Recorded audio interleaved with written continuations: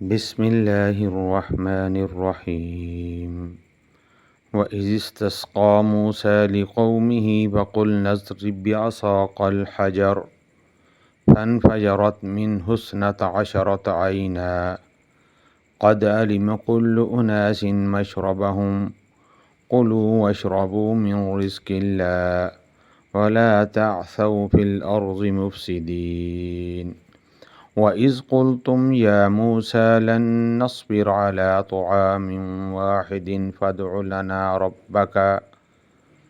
فادع لنا ربك يخرج لنا مما تنبت الأرض من بقلها وكثائها وفومها وعدسها وبصلها قال أتستبدلون الذي هو أدنى بالذي هو خير اهبطوا مصرا فإن لكم ما سألتم وضربت عليهم الذلة والمسكنة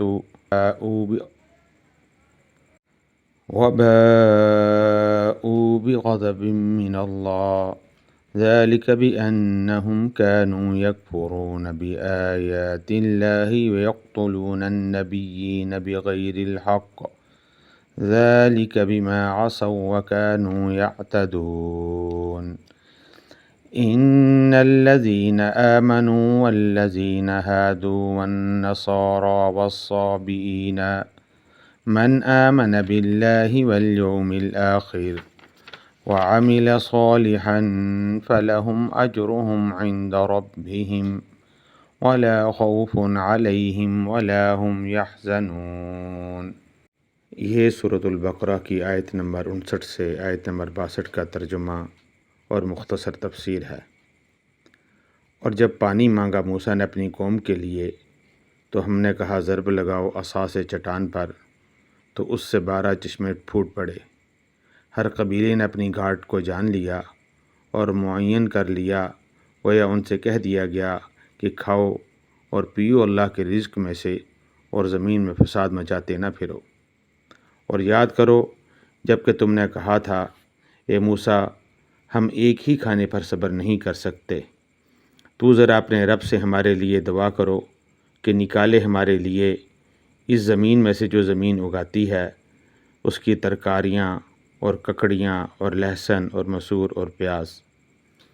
موسیٰ علیہ السلام نے فرمایا کیا تم وہ شے لینا چاہتے ہو جو کم تر ہے اس چیز کے بدلے میں جو بہتر ہے؟ اترو کسی شہر میں، تم کو مل جائے گا جو کچھ تم مانگتے ہو۔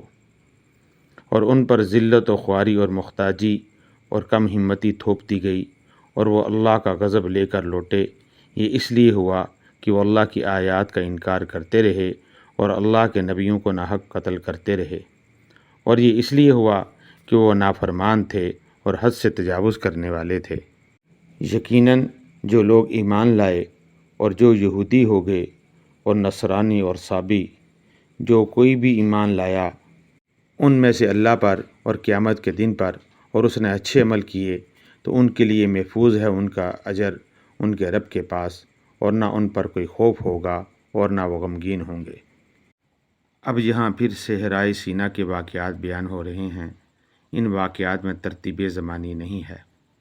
صحرائے سینا میں 6 لاکھ سے زیادہ بنی اسرائیل نے پڑاؤ ڈالا اور وہاں پانی نہیں تھا۔ انہوں نے جناب موسیٰ علیہ السلام سے پانی طلب کیا۔ حضرت موسیٰ علیہ السلام نے اللہ تعالیٰ سے اپنی قوم کے لیے پانی کی دعا کی، تو انہیں اللہ تعالیٰ نے حکم دیا کہ اپنا عصا چٹان پر ماریں۔ اس آیت کریمہ میں فجر کا لفظ استعمال ہوا ہے، جس کے معنی یہ ہیں کہ کوئی چیز پھٹ کر اس سے کسی چیز کا برآمد ہونا۔ اسی لیے فجر کے وقت کو فجر کہتے ہیں کہ اس وقت رات کی تاریکی کا پردہ چاک ہو جاتا ہے اور صبح نمودار ہو جاتی ہے۔ بنی اسرائیل کے 12 قبیلے تھے۔ اگر ان کے لیے علیحدہ علیحدہ گھات نہ ہوتا تو ان میں باہمی لڑائی جھگڑے کا معاملہ ہو جاتا۔ انہیں 12 چشمے اس لیے دے دیے گئے کہ آپس میں لڑائی جھگڑا نہ ہو۔ پانی تو بہت بڑی چیز ہے، اور قبائلی زندگی میں پانی کی بنیاد پر جنگ و جدال کا آغاز بھی ہو سکتا تھا۔ تو اس اعتبار سے اللہ تعالیٰ نے ان کے لیے سہولت مہیا کی کہ 12 چشمے جاری کیے اور ہر قبیلے نے اپنی گھاٹ معین کر لی۔ صحرا میں ان کے لیے پانی پینے کو پانی بھی مہیا کیا گیا، اور کھانے کے لیے من اور سلوہ بھی اتارا گیا، لیکن انہوں نے ناشکری کا معاملہ کیا جس کا ذکر آگے آ رہا ہے۔ اِذ قُلْتُمْ يَا مُوسَىٰ لَن نَّصْبِرَ عَلَىٰ طَعَامٍ وَاحِدٍ۔ اس آیت کریمہ میں بنی اسرائیل کا یہ بیان سامنے آیا کہ انہوں نے کہا کہ ہم من و سلوہ کھا کھا کر اکتا گئے ہیں، نباتات اراضی میں سے ہمیں رزق دیا جائے۔ اس پر موسیٰ علیہ السلام نے فرمایا کہ من و سلوہ اس نباتات ارضی سے کہیں بہتر ہیں جو اللہ تعالیٰ کی طرف سے تمہیں دیا گیا ہے، تو اس سے تمہارا جی بھر گیا ہے اور اس کو ہاتھ سے دے کر چاہتے ہو کہ یہ ادنا چیزیں تمہیں ملیں۔ اس آیت کریمہ کے اندر اہبطوا کا لفظ آیا ہے جس کے معنی بلندی سے اترنے کے ہیں۔ ظاہر بات ہے کہ یہاں یہ لفظ آسمان سے زمین پر اترنے کے لیے نہیں آیا، بلکہ اس کا صحیح مفہوم یہ ہوگا کہ کسی بستی میں جا کر آباد ہو جاؤ، اور اگر تمہیں زمین کی پیداوار میں سے یہ چیزیں چاہیے تو آباد ہو کر کاشتکاری کرو، یہ ساری چیزیں تمہیں مل جائیں گی۔ وَبَاءُوا بِغَضَبٍ مِّنَ اللَّهِ۔ اس آیت کریمہ کے اندر ان کی ناشکری کی پاداش میں اللہ تعالیٰ کے غصے نے انہیں گھیر لیا۔ بنی اسرائیل وہ امت تھی جس کے بارے میں فرمایا گیا تھا کہ وَإِنِّي فَضَّلْتُكُمْ عَلَى الْعَالَمِينَ۔ اس امت کا پھر یہ حشر ہوا تو کیوں ہوا؟ اس کی وجہ اللہ تعالیٰ کی نافرمانی تھی، اور اس کی وجہ یہ تھی کہ انہیں کتاب دی گئی لیکن انہوں نے کتاب کے احکامات کو پس پش ڈال دیا۔ یعنی ان کے سروں کے اوپر سے بھی نعمتوں کی بارش ہوتی تھی اور زمین بھی ان کے لیے نعمتیں اگلتی تھی، لیکن انہوں نے اس کو چھوڑ کر اپنی خواہشات، اپنے نظریات، اپنے خیالات، اپنی عقل اور اپنی مصلحتوں کو مقدم کیا اور اللہ تعالیٰ کی سرکشی اور نافرمانی پر اتر آئے۔ ہمارے ہاں بھی مجددین امت کو بھی قتل کیا گیا، ان میں سے کتنے ہیں جو جیلوں میں ڈالے گئے۔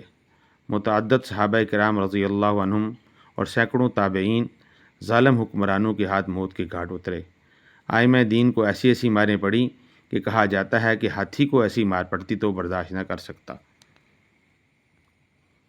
بہرحال بنی اسرائیل کو یہ سزا ان کی نافرمانی کی وجہ سے اور حد سے تجاوز کرنے کی وجہ سے دی گئی۔ اللہ تعالیٰ تو ظالم نہیں ہے، لیکن اللہ تعالیٰ نے ظالموں کا انجام مقرر کر رکھا ہے، اور اللہ تعالیٰ نے بنی اسرائیل کے مقابلے میں ہمیں خیر امت قرار دیا ہے، اور آج ہم نے اپنا مشن چھوڑ دیا ہے۔ آج ذلت اور رسوائی ہمارا مقدر بن چکی ہے۔